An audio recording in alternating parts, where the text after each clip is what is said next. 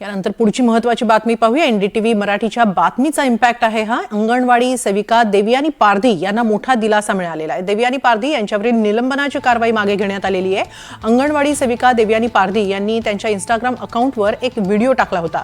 संबंधित अधिकाऱ्यांनी त्यानंतर त्यांच्यावर निलंबनाची कारवाई केली होती।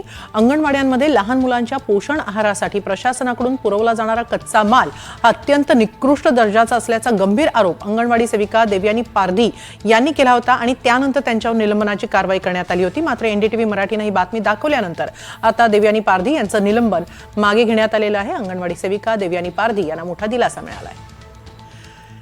याबाबत अधिक माहिती घेऊया आमचे प्रतिनिधी अविनाश पवार यांच्याकडून। अविनाश, काय नेमकं घडलं होतं आणि आता एनडीटीव्ही मराठीने ही बातमी दाखवल्यानंतर देवयानी पारधी यांचं निलंबन मागे घेण्यात आलेलं आहे। सध्या काय अपडेट्स आहेत? अंगणवाडी शाळेतील लहान मुलांना कुपोषित राहून अविनाश, माझा आवाज येतोय आपल्यापर्यंत?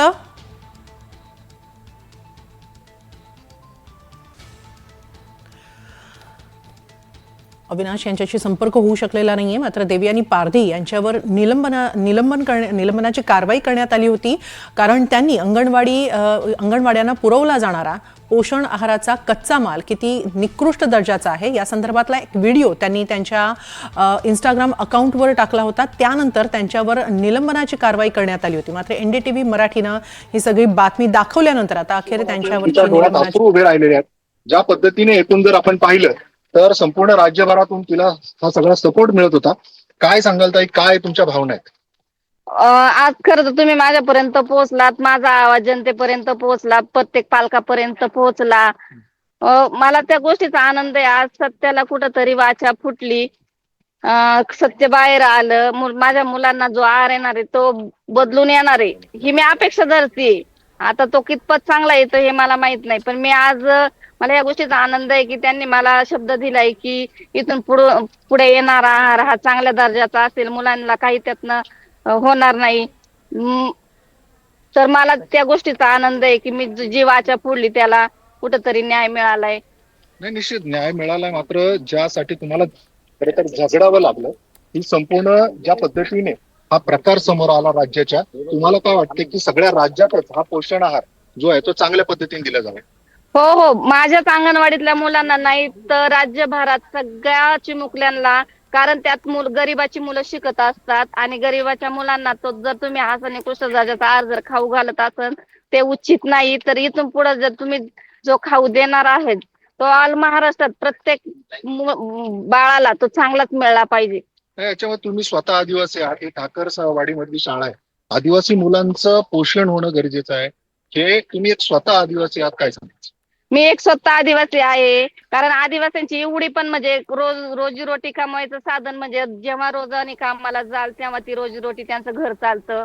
आणि आज मग तुम्ही त्या अंगणवाडीत जर गरिबाची मुलं शिकत असाल आणि तुम्ही हा आहार देताय तर असा आहार मुलांना देणं उचित नाहीये, तरी चांगलाच आहार दिला गेला पाहिजे। निलंबनाची कारवाई मागे घेतल्याचं पत्र काही तुम्हाला आलंय किंवा कोणता फोन आलाय? निलंबनाचं त्यांनी डायरेक्ट मला नोटीस दिलं होतं। नोटीस म्हणजे ते मला देत होते पण मी ते घेतलं नाही। वाचल्यानंतर मी ते घेतलं नाही, मी त्याला नाकारलं। तर मला ते उचित नाही वाटलं की मी जे बोलते ते खरं बोलते, तर तुम्ही मला खोटं का ठरवताय? आता कुणाचा फोन आलाय तुम्हाला निलंबनाची कारवाईमध्ये?